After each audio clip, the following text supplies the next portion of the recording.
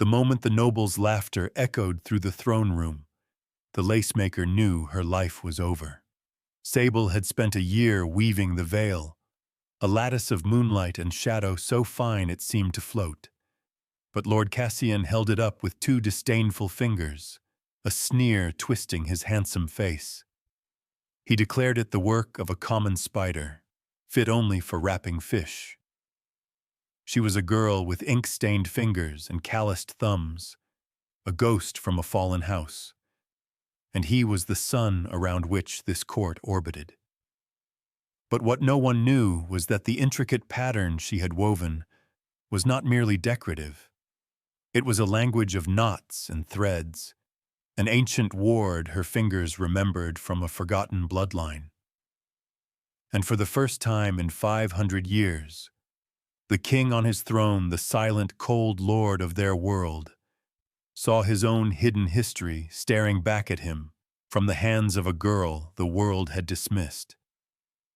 If you believe that true worth is seen not by the crowd, but by the one soul who knows its language, type "seen" below and let me tell you what happened next. To understand how she got there, you need to know that Sable was the last echo of a forgotten song.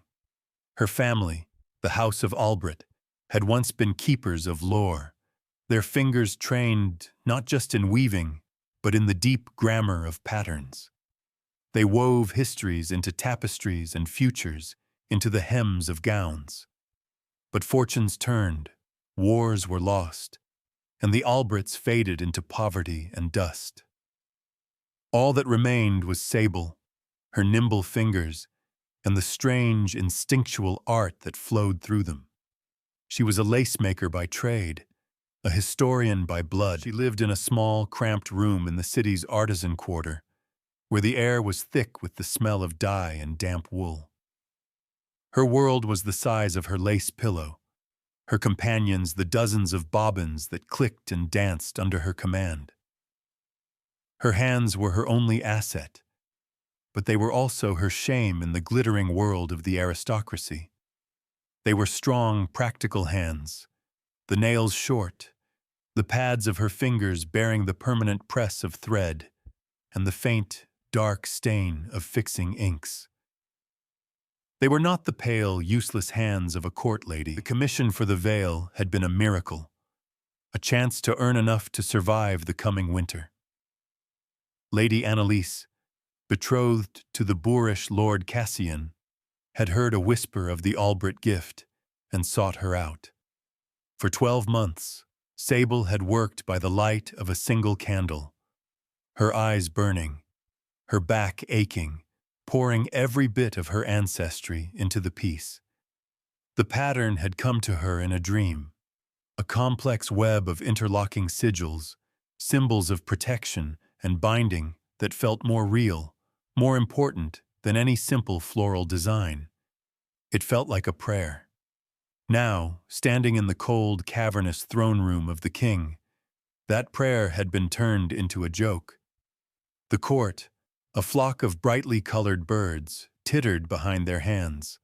Lord Cassian, preening at his own wit, let the veil drop to the marble floor as if it were a rag. "My bride will not be shrouded in cobwebs spun by a peasant," he announced, his voice ringing with smug authority. "Take it away, and yourself with it." Shame, hot and sharp, pierced Sable's heart. Her gaze fell to the floor, to the masterpiece now lying in a heap by Cassian's polished boot. She couldn't bring herself to move, to touch it. It felt as though he had thrown a part of her soul onto the cold stone. The silence that followed was a different creature altogether. It was not the expectant silence of a court, waiting for the next amusement. This was a heavy, chilling silence that seemed to drain the warmth from the air. The candles in their great iron chandeliers flickered, their flames shrinking as if starved of oxygen. Then, a sound. The scrape of stone on stone. Every head turned towards the throne. Lord Valerius, the king, was rising. He was a figure of myth, more a monument than a man.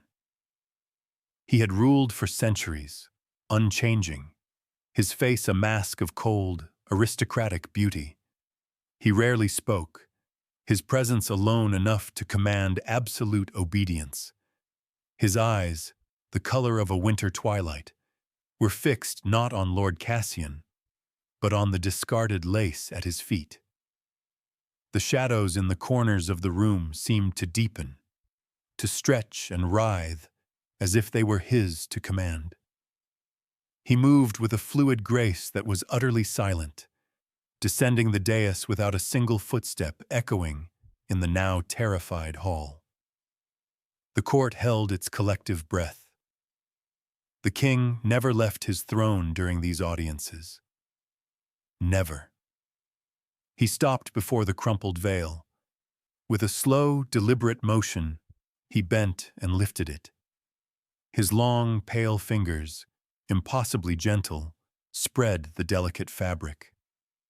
He held it up to the waning light from the high Gothic windows, and his stillness was absolute.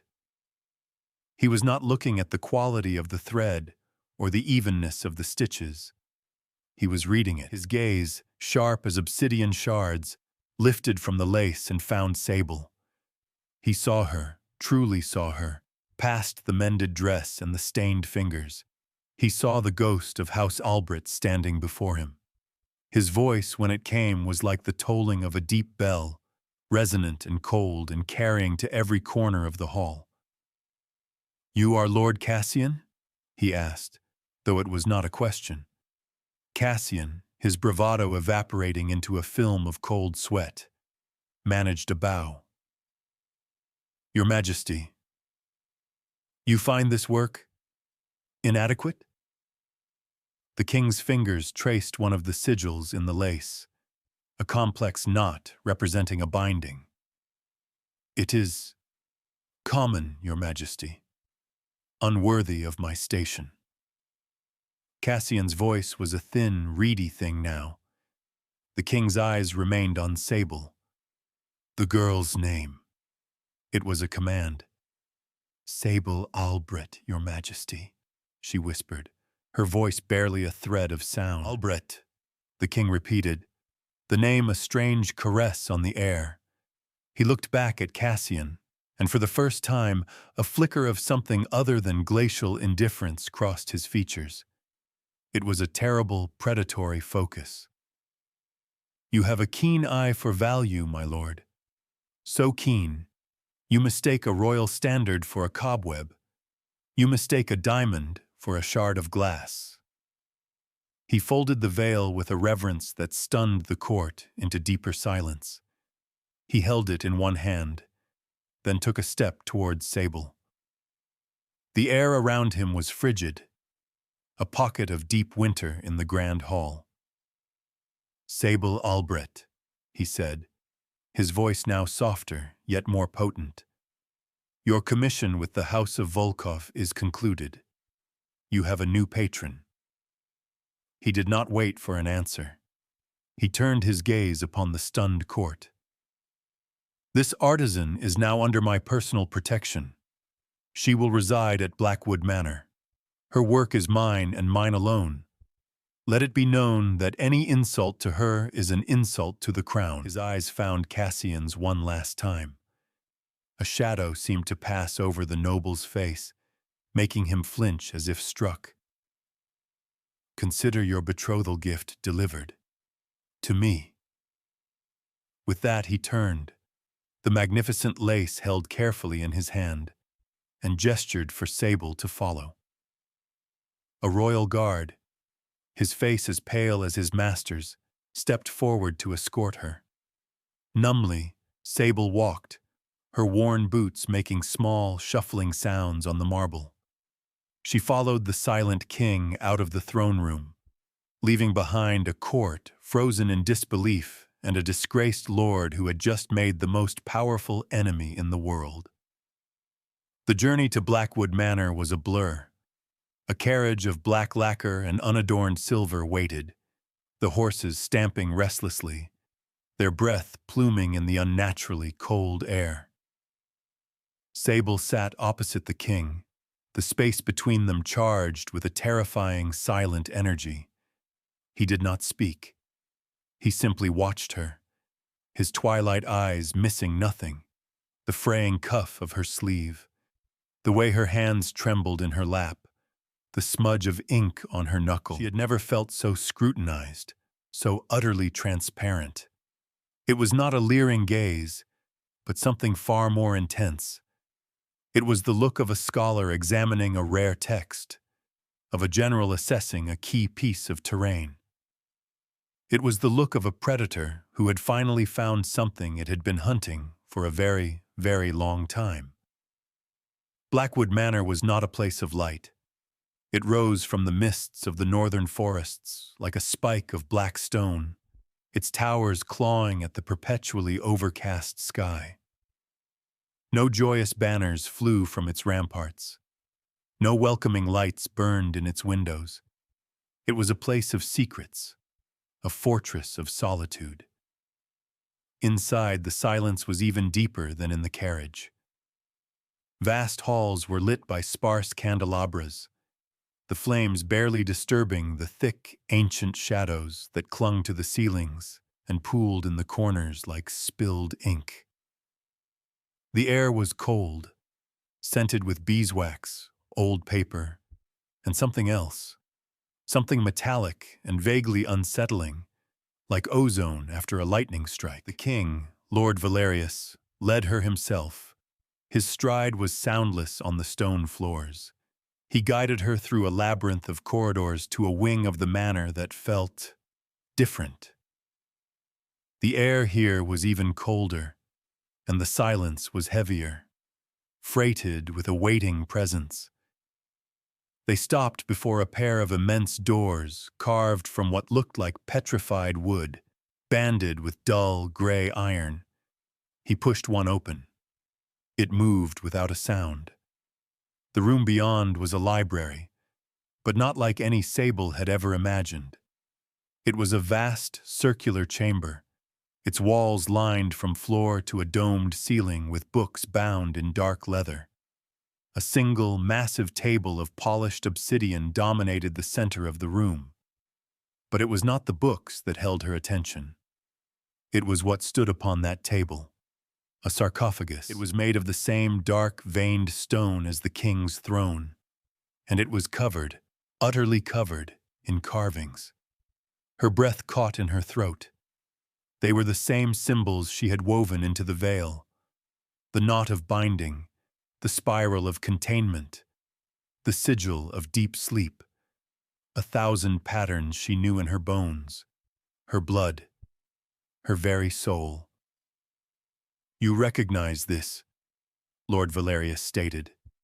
His voice was quiet here, but it seemed to shake the very dust motes in the air. Sable could only nod, her hand rising to her mouth. She stepped closer, her fear momentarily forgotten, replaced by a profound, instinctual sense of connection. "It is the old tongue, the language of the thread." "It is," he confirmed, his gaze fixed on the stone coffin.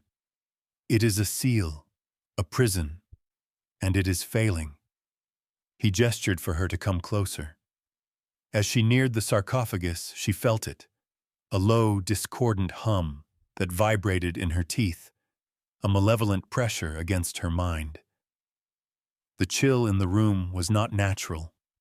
It emanated from the stone, a cold that felt ancient and hungry. "Centuries ago," he began, his voice taking on the quality of a story told 1,000 times, "a thing of shadow and malice was given form, a creature of envy that could not create, only corrupt and consume. I fought it. I could not destroy it, so I bound it." He ran a finger over one of the carved sigils, the very one he had traced on her lace. "I sealed it within this tomb, using the language of patterns, the very same language your ancestors mastered." Sable stared at him, the pieces falling into place with dizzying speed. Her family's gift, the patterns in her dreams, his sudden, inexplicable interest in her. The seal was meant to last for eternity, he continued, his voice tight with a frustration that seemed ageless. But time erodes all things, stone, iron, even my power. The carvings fade, the binding weakens. I can feel it stirring within. If it breaks free, it will unmake this world, starting with my kingdom. He finally turned to look at her, and in his eyes, she saw a depth of weariness that was almost unfathomable. It was the exhaustion of a mountain, of a star. I have searched for 300 years for someone who still knew the language. I found scholars who could decipher fragments, mages who could mimic its power, but none who could speak it fluently, none who could create a new binding. Until today. He looked at her hands, at the fingers Lord Cassian had mocked. Your hands do not just weave lace, Sable Albret. They weave grammar.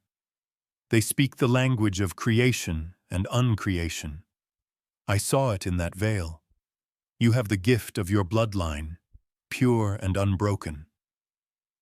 The truth of his need settled upon her, heavy as a shroud. You want me to weave a new seal. I do, he said. A shroud for this sarcophagus, woven in the old patterns reinforcing the original binding. It is the only way. But what would I use? Thread of that power. She trailed off, realizing the impossibility. He held up his hand. It was a beautiful, elegant hand, but it held a terrifying strength. From a sheath at his belt, he drew a small silver knife, its blade wickedly sharp. Without hesitation, he drew it across his own palm. Sable gasped. No blood welled up. Not at first.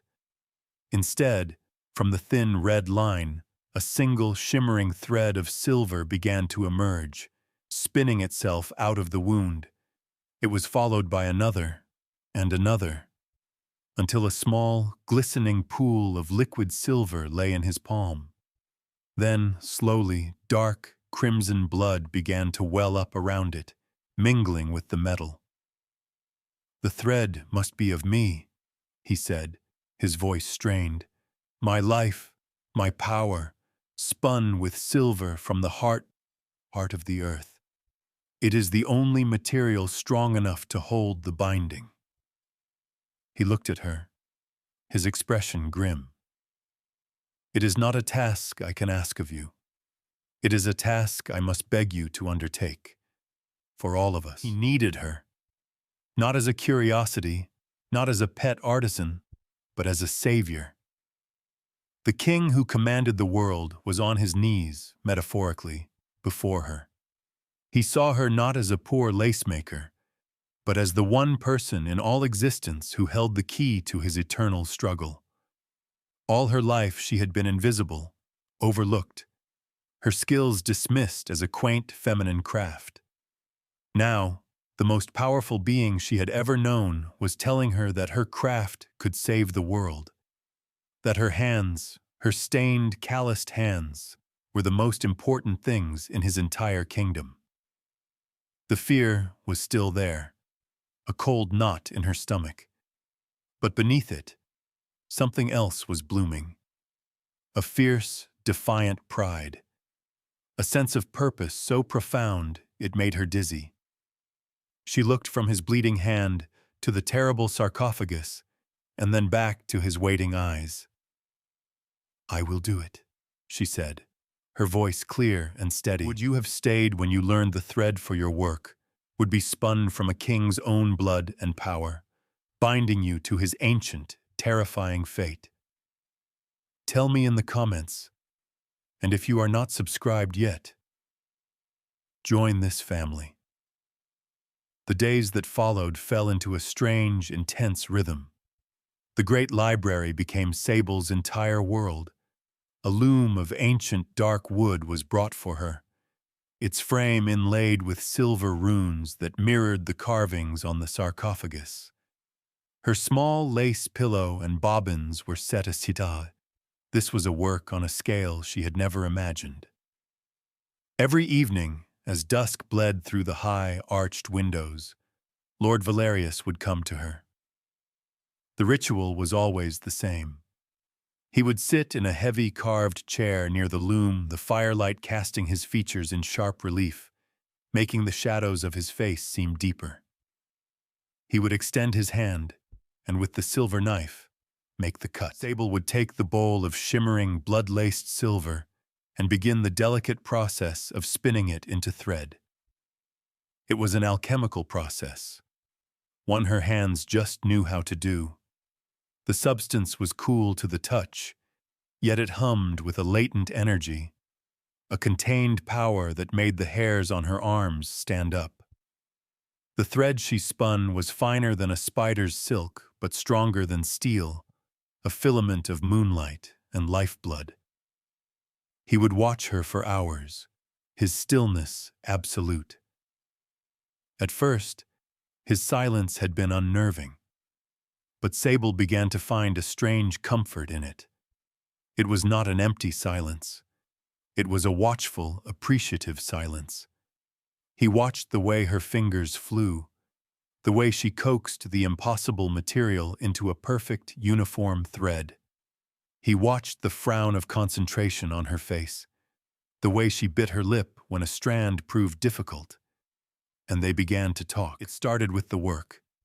He would ask her about the patterns, and she would explain the meaning behind a certain knot, the history of a specific weave.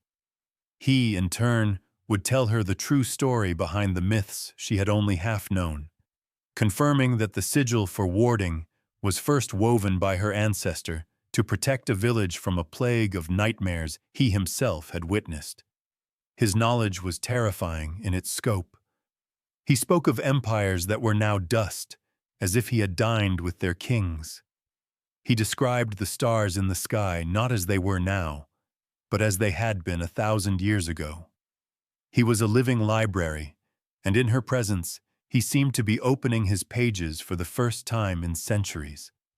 He asked about her life, and she found herself telling him everything, about her family's lost honor, about the struggle to eat, about the small joys of creating something beautiful with her hands. She told him how it felt to be mocked by Lord Cassian, the sting of being rendered worthless by a man of privilege. He listened. He never offered pity, which she was grateful for. Instead, he offered something far more valuable: understanding. "Power is not always a matter of swords and crowns, Sable," he told her one night, his voice a low rumble beside the crackling fire. "There is a power in endurance, in creation. Your hands have more strength in them than Cassian has in his entire bloodline." One evening, as she was working, a newly spun thread snapped, its sharp end slicing a thin cut across her finger. A single bright red bead of her own blood welled up. Before she could react, Valerius was out of his chair, moving with that impossible, silent speed. He knelt before her and took her hand in his. His skin was cool like marble, but not lifeless. A strange energy pulsed from him. He raised her finger to his lips, his twilight eyes holding hers. For a terrifying second, she thought he would. But he didn't. He simply held it there, his cold breath ghosting over the cut. The stinging pain vanished. When he lowered her hand, the skin was unbroken, but he did not let go. He turned her hand over, his thumb stroking across the calloused pads of her fingertips. She expected him to recoil, as so many had. Instead, a look of profound reverence crossed his face. "These are the marks of a master," he said, his voice soft, almost a whisper. "They are a testament, not a flaw." In that moment, the last of her fear of him dissolved, replaced by a feeling so new and overwhelming she could not put a name to it. It was the feeling of being truly seen, of being valued not in spite of her imperfections, but because of them. Her heart hammered against her ribs, a wild, frantic bird. The shroud grew under her hands. The complex, interlocking patterns formed a tapestry of power, the silver threads glowing with a soft, internal light in the dim library. The oppressive hum from the sarcophagus seemed to lessen in its presence, the malevolent cold receding. Her presence was changing the manner, too. The servants, silent ghosts at first, began to leave small things for her: a hot cup of tea, a warm shawl. The shadows in the hallways seemed less menacing, the deep silence of the castle less a sign of emptiness and more a state of peaceful contemplation. She was weaving her own kind of order into the ancient, lonely heart of Blackwood. One night, the work was slow. The thread was difficult, and Sable felt a wave of exhaustion wash over her. She slumped against the loom, her eyes closing for just a moment. She felt a gentle touch, and a heavy weight settled over her shoulders. She opened her eyes. Valerius had draped his own heavy, fur-lined cloak around her. He was standing closer than he ever had before, close enough that she could feel the chill radiating from his body, close enough to see the flecks of silver in his dark eyes. "You should rest," he said, his voice laced with a concern that felt achingly real. "The work is not done," she murmured, her voice thick with sleep. "The world can wait for one night," he replied. "It has waited this long." He reached out, his cool fingers gently brushing a stray strand of hair from her cheek. The touch was electric, sending a shiver through her entire body that had nothing to do with the cold. His gaze was intense, searching, and filled with an emotion she was beginning to recognize as a deep, soul-shaking tenderness. He was no longer just her patron, her king. He was Valerius, and she, in his eyes, was no longer just the lacemaker. She was Sable. The moment was broken by a sudden, frantic noise from outside the library. Shouts, the clang of steel. Valerius was instantly transformed. The tenderness vanished, replaced by the lethal stillness of a predator. His head snapped up, his eyes darkening to pools of night. The shadows in the room surged towards him, coalescing around his form like a living cloak. "Stay here," he commanded, his voice dropping to a chad's whisper. "Do not leave this room." He was gone before she could answer, a blur of motion that the human eye could barely follow. The library doors slammed shut, the sound echoing like a thunderclap. Sable's heart pounded with a new kind of fear, not for herself, for him. She remembered the look on Lord Cassian's face in the throne room, the humiliation, the rage. He was not a man to let such an insult go unanswered. She ran to the high window, peering down into the courtyard. By the flickering torchlight, she saw them. A group of armed men, their livery bearing the crest of House Volkov, were battling the manor guards. And leading them, his face contorted in a mask of fury, was Lord Cassian himself. "Find the girl," he roared, cutting down a guard with a savage blow. "I'll not be undone by a common seamstress. She is mine to punish." Sable refused to be a damsel cowering in a tower. She was not the same frightened girl who had stood in the throne room. She was the keeper of the seal, the partner in a sacred trust. She would not hide while others fought for her. Ignoring Valerius's command, she grabbed the heaviest thing she could find, a thick, leather-bound book, and unbarred the library doors. The sounds of fighting were closer now, echoing down the corridor.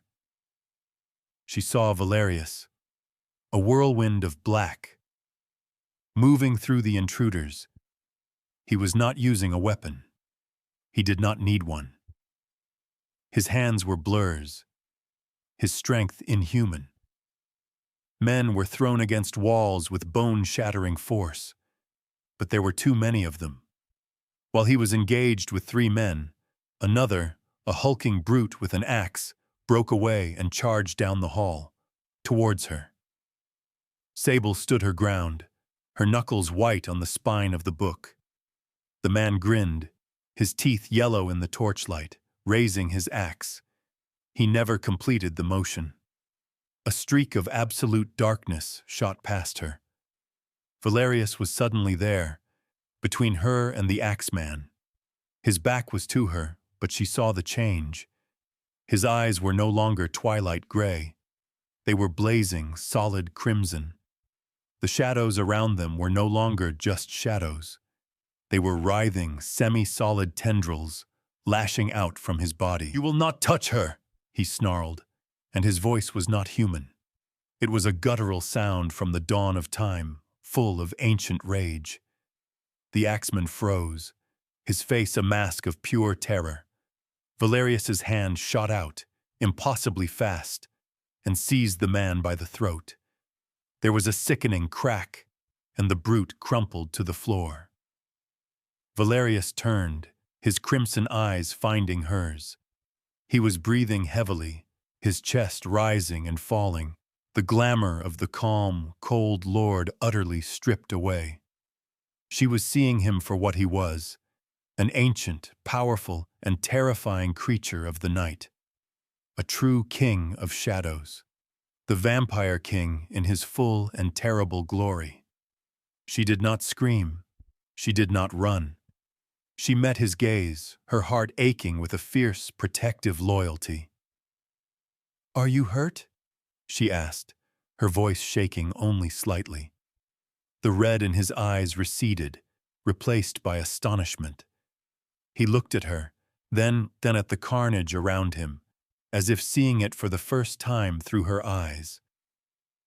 "You are not afraid," he murmured, his voice filled with wonder. "I was afraid for you," she corrected him softly. At that moment, from the end of the hall, Lord Cassian saw her. His face lit with a triumphant, mad glare. He raised a crossbow he had snatched from a fallen guard.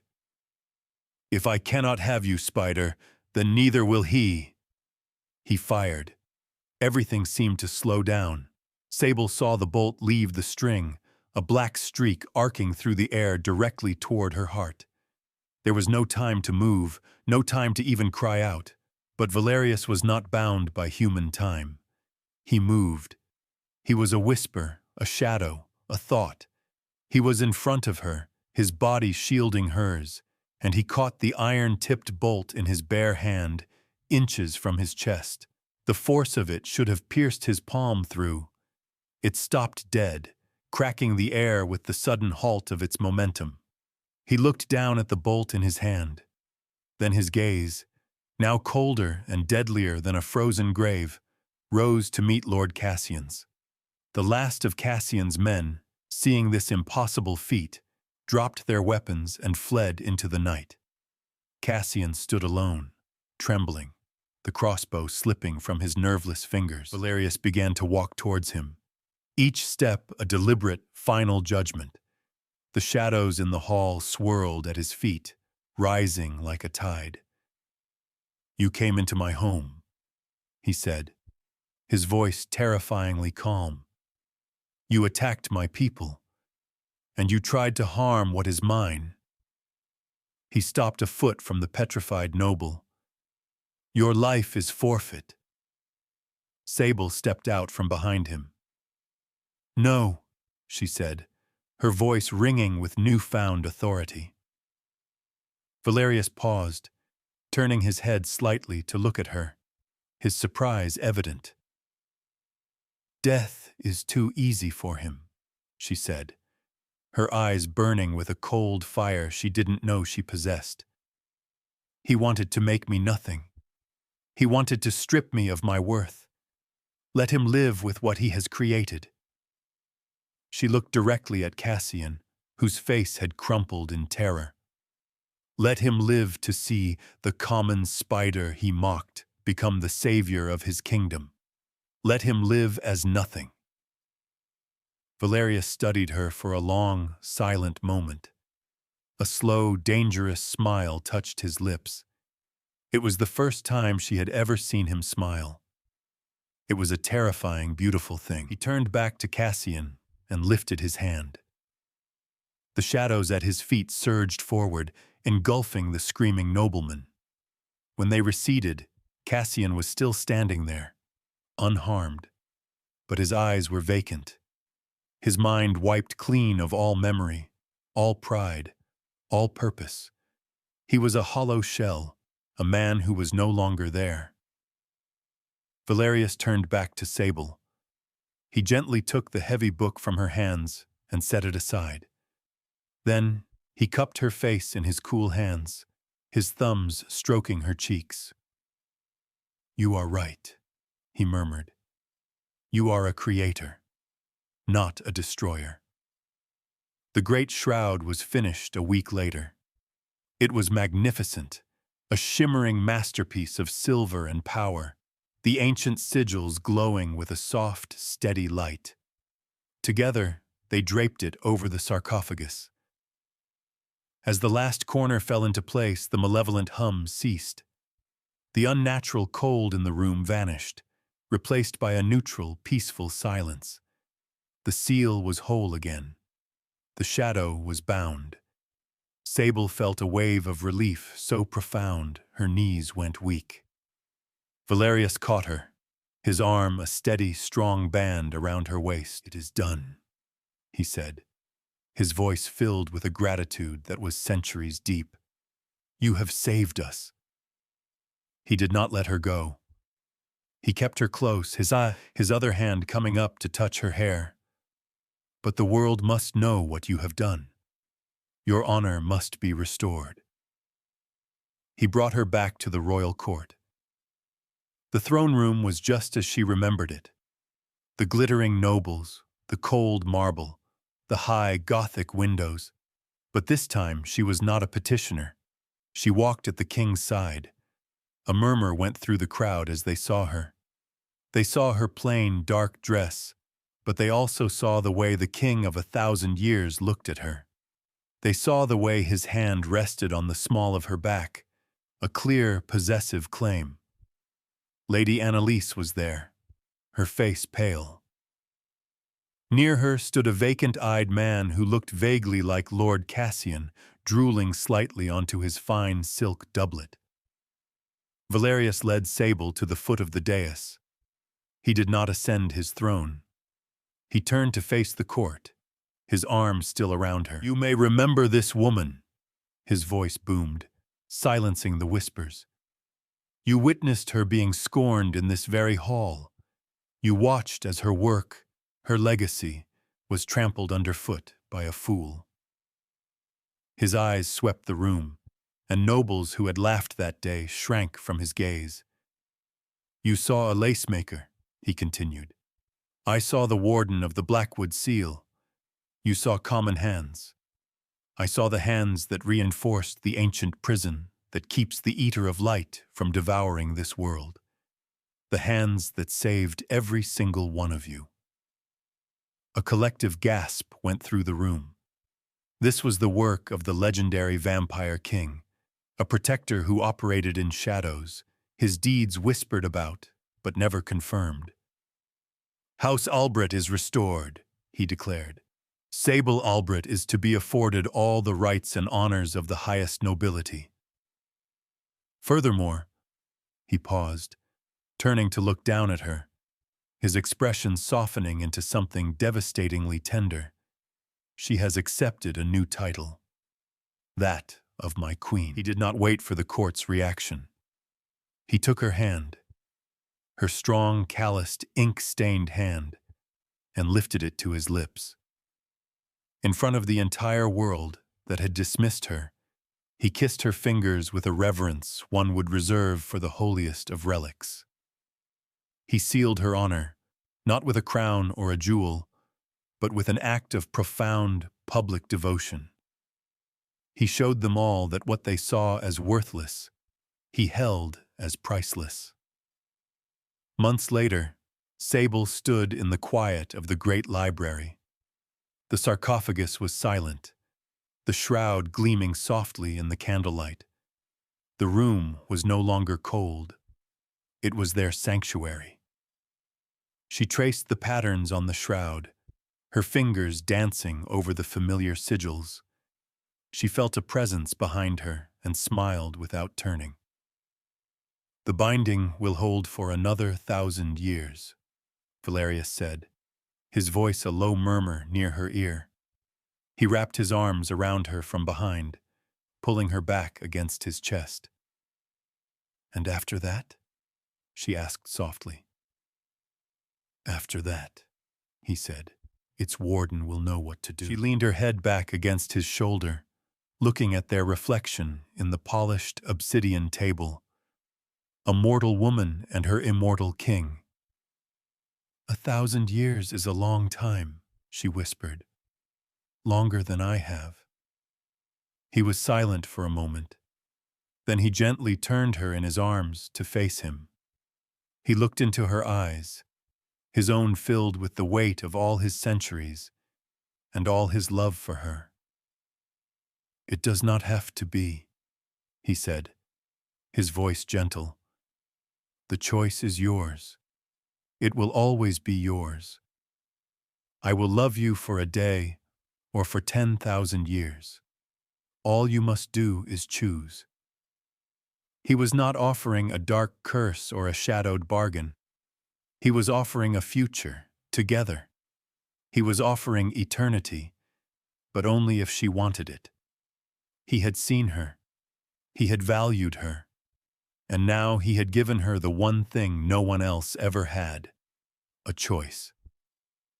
Sable reached up and touched his face, her imperfect fingers tracing the line of his jaw. He was cold, yes, but he was her warmth. He was a creature of shadow, but he was her light. She smiled, a true, radiant smile that lit up the ancient room. And she gave him her answer. For more stories where quiet strength conquers arrogant pride, and where overlooked skill becomes the key to salvation, subscribe to Herb Files. So tell me, would you have stayed? Comment where you are listening from tonight. I stay up until my eyes burn to bring you these stories. If this one touched you, do not break my heart. Subscribe and I will see you in the next one.